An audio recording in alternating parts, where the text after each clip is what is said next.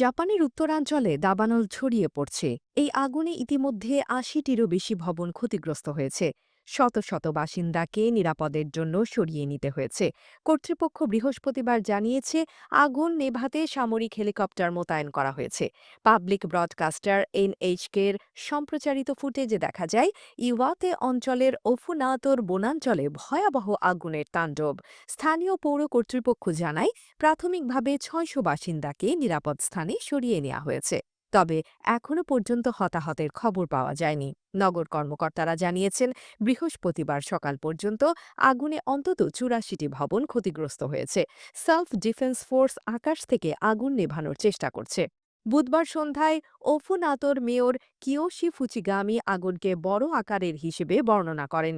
তিনি জানান প্রায় ৬০০ হেক্টর জমি পুড়ে গেছে এবং এখনও আগুনের কারণ জানা যায়নি। ২০২৩ সালে জাপানে প্রায় ১৩০০টি দাবানল ঘটেছিল, যা ফেব্রুয়ারি থেকে এপ্রিল পর্যন্ত বৃদ্ধি পেয়েছিল। এই সময় বাতাসের আর্দ্রতা কমে যায় এবং প্রবল বাতাস বইতে থাকে।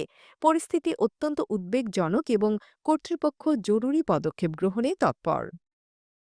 AB news desk report.